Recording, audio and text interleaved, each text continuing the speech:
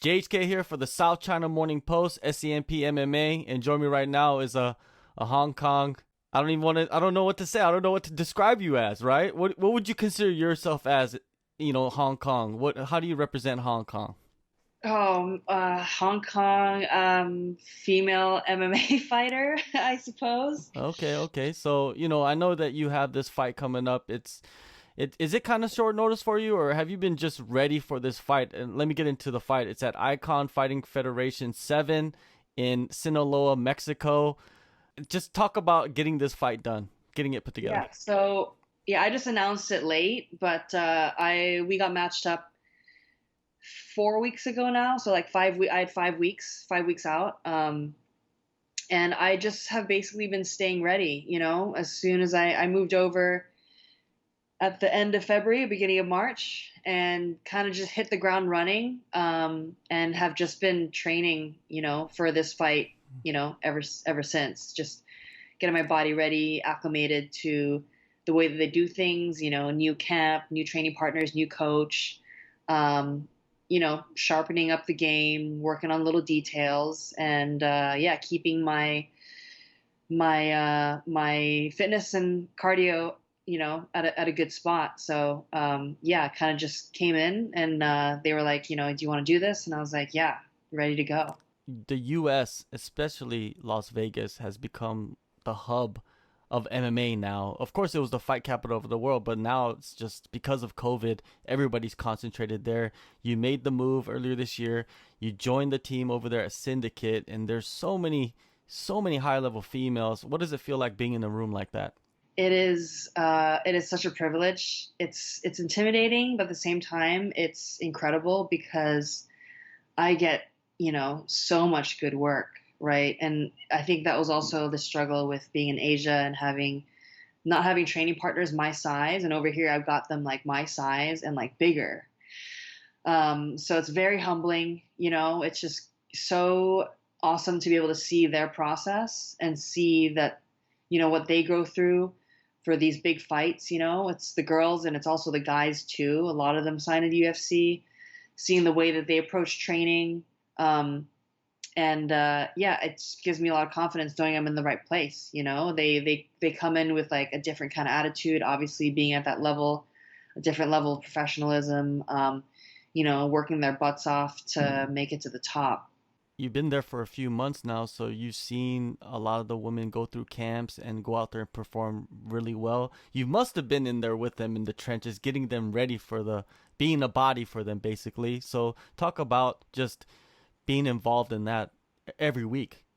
Yeah, well, there's always somebody fighting, almost like, there's almost somebody fight from the gym fighting every other week. The weekend that I'm going to be fighting, there's like six of us, I think, or seven. So Jojo Calderwood is one of them, and I've been fortunate enough to be a part of her camp, be her training partner. I fight the day before her. Obviously, for her, this is, a really big one, over in Phoenix, Arizona. Yeah, and seeing the way that she approaches camp a little bit differently. You have your pro class and then you have your specific type of training as well, where you're working on things specific to your game plan, specific to the opponent, and things that you need to sharpen or she needs to sharpen up on specifically. So it's been really interesting to see that, and also the way that they take recovery really seriously, the way that they're tracking their training load, not going over the top, because I think, as MMA fighters, your default is to do, more is more, right? And I think they're at this level where they're working closely with, the staff at the UFCPI, and they're able to dial back when they need it, listen to their bodies a little bit more, because it's all about longevity in the sport at that point. For sure. And what is the biggest difference for you being in Vegas?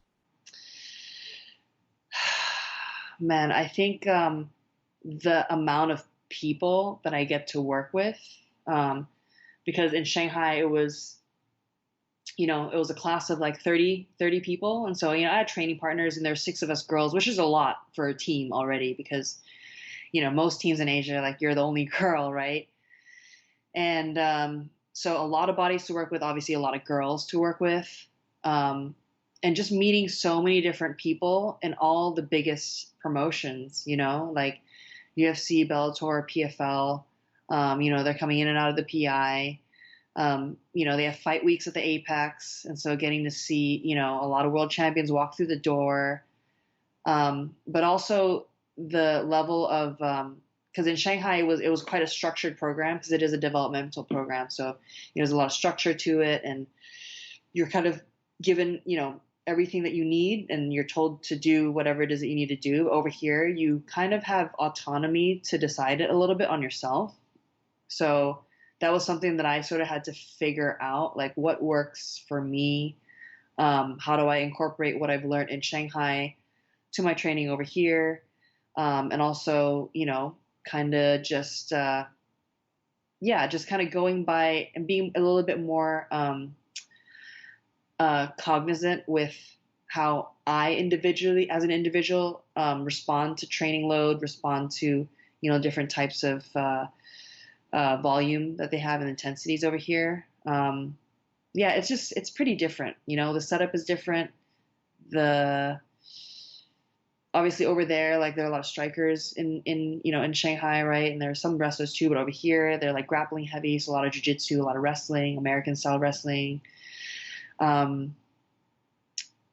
guess there's like a long list, but it's like ultimately being in Shanghai prepared me for this opportunity to be here and to make the most of it. So, you know, I've learned so much from both places. One thing that's clear, about you as I follow you on social media and follow your story is that you are happy as hell. Like you're always smiling. It's always a good time, and your training partners also. Like I also follow Jian Kim. She's a flyweight in the UFC. I know you've been around her. I I believe love this is her. the first time. She's a bubbly person. I love her. I love that girl. She's the happiest person in the world. She just like brightens up the room when she walks in, you Yeah. know? Yeah, so it's great that you have that together. You're training hard, but it's also a good time. It doesn't always work out like that, right? Because there could be tensions going on under Yeah. the layers, right?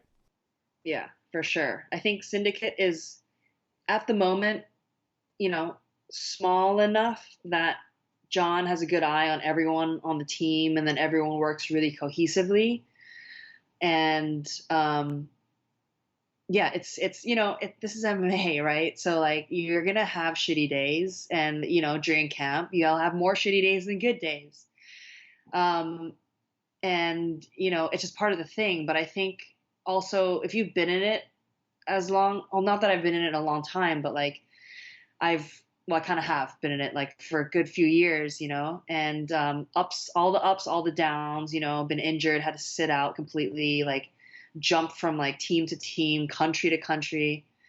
You're going to struggle wherever you go. And I think if you can just, embrace all of that, like all the injuries, like no one's injury free over here, that's no such thing.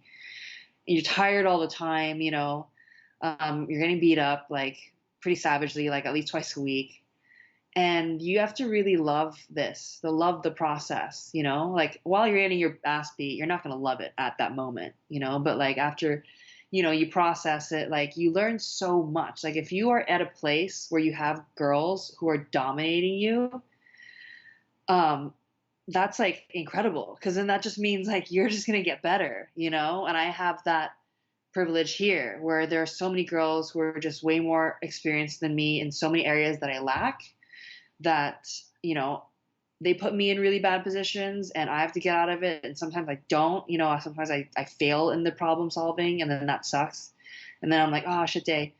But the next day you're like, all right, you're like, get back into it, because ultimately, I mean, it's in the learning and in the getting better that really ultimately brings that happiness, right? And that contentment to know that you're progressing as a fighter, as an individual, meeting all these amazing people, around the right kind of people. Like, John's a great coach, like all the girls over there I get along with, and we give each other a hard time. But outside of that, we click as well socially. So, I mean, apart from like, yeah, MMA is a grind. I feel like every other aspect of the whole process here has been just pleasant. The people, the the city, the accessibility, the convenience. So Yeah, I guess I've just been lucky to have had these opportunities to be able to go to be in Phuket and then go to Shanghai and then come here to Vegas. So I'm always like, well, I mean, people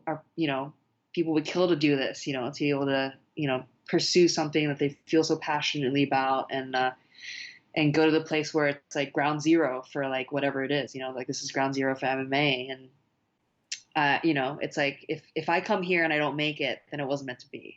Hmm. For sure. And you last competed in November 2019 from what I Uh-huh. remember, and it was only 26 seconds. You went in there and basically steamrolled the girl. So, not much to, I guess, to study for a person like me of like how much better you have gotten, but for yourself, what did you think of the performance? What did you get out of the performance, and how much could you build off of that? Yeah, I mean, it does feel like a lifetime ago. That camp was a hard camp. Like I remember that being just like such a grind. And I also injured like my eye. I got a cornea abrasion the morning of the fight, and so I like sat in my room and like meditated for 2 hours because it just was burning.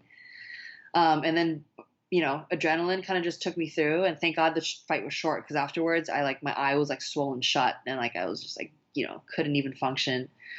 But to learn from that, I mean, it's kind of just what like they say MMA, like anything can happen. She threw like a low kick, and we'd been drilling a counter to a low kick, just countering that low kick with an overhand. And then, Coach Dean was just like, throw the cross. And when she does that again, she did it again, threw the cross, and then that was the end of it. She didn't throw another kick, another punch. I pressured her against the cage, and then just got to finish her. So of course that gave me confidence for sure. And that before that, that was like my first fight in 2 years, so I'm going 2 years between fights right now, which just totally blows, but it is what it is. Yeah, it feels good to know that I can still get in there with all the pressure and with all the things that are like going wrong in like the back end, but still pull through. And I've been through so much, to get to that point, and I've been through so much since then. So, I would say my confidence is at an all-time high right now for where I'm at because I've been through a lot. I've learned a lot. I've developed a lot. I've failed a lot. I've learned a lot from that, and I'm just ready to get back in there because I've spent a lot of time waiting. A lot of people have because of COVID, and I had to make some big life decisions very quickly, to get to where I am. And ultimately, it was kind of like it's constantly like a now or never kind of thing with me. And whenever I take that leap, it always pays dividends. So, I'm where I need to be. And I'm just looking forward to get back in there. And it seems like the now or never mentality is going to work out for you. And heading into this fight, you didn't have that well, you had a long layoff, but not like the one that you had before your last fight where you Mm. had the big injury and everything. This time is a totally different story. How do you expect to perform in this comeback fight? I expect to do well, very well, because I just feel mentally in such a good place right now. And more calm and confident than I've ever been. And I think that's all testament to just the environment that I'm in because I'm training with people who are fighting like top five opponents in the UFC. So I can't even imagine what that feels like and the kind of pressure that has, whereas I'm fighting, not to take anything away from iKon, but it's like it's not the UFC, like people aren't, how many eyes are going to be on it, like maybe later, when it's like we repost it or whatever. But it's not, there's no like big hype up media this, and then your opponent and she's like some savage from like whatever. And it's just me going in there, and I'm unknown in this country, like I don't know anything about her. It'll be kind of like two unknowns just coming together, meeting in the cage, and just fighting, with like minimal of the other stuff, all the non-fighting stuff, the media, the hype, and all that. So I'm just looking forward because I mean, I have big plans ahead of me, and I plan on, going far. So for me, it's kind of like enjoy this while it lasts. Enjoy this, like just fighting for fighting's sake, going in there and just like doing what I love and not needing to do anything addition to that. Because I'm sure like things are going to get hectic, eventually. But I feel good. All right. Now, one last thing before I let you go. I wanted to, a couple weeks back, not too long ago, you were at the first pay-per-view returning with the crowd, and you were in the corner of Liang Na. You were in the corner of her. And, after that event, Zhang Wei Li and her team mentioned that it was a pretty hostile environment in the arena. Did you, from your perspective, did you feel that yourself walking out? And did you hear anything racial, or did you experience any xenophobia at all? Personally, no. So Liang Na was the first fight on the card. She was on at like 6 p.m. At that point, I think the stadium was like a third full. So while she was walking out, like everyone was just so excited. So at the time, like I didn't hear anything of the sort.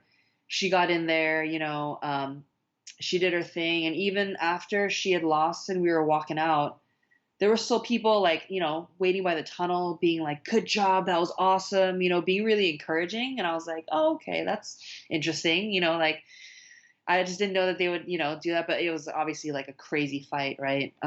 And then, I went with her to the hospital and everything, and I didn't come back until like the main event or like the main card, and then I was like way up in the nosebleed, so I didn't really know what was going on the floor. But the Florida crowd was just so charged. I mean, there was alcohol everywhere. Like I guess people that got there early, a lot of people got there early, were probably just like, pissed drunk by then, just like, yelling this and that. And I think, COVID and everything, like everyone just being held back, and all of a sudden they're in this event where don't have to wear masks, they can do whatever they want. Perhaps they just like got out of hand, because it's also, you have an American fighter fighting like a foreigner. It could have been maybe somebody from Russia. It could have been maybe somebody from Korea, from, I mean, anywhere out from England, and maybe they could have said the same thing or like been sort of hostile. But also, I wasn't there on the floor as she was walking out, so I don't really know. But as far as like my own experience, I didn't hear it, but I did hear from other people, a lot of other people, that happened, which is a shame. Yeah, it is a shame, but it's our job, your job, my job to kind of spread the love, right? Yeah, And absolutely. I think fans sometimes can be so spirited, and then like say the wrong things, and I really hope that it wasn't out of hate.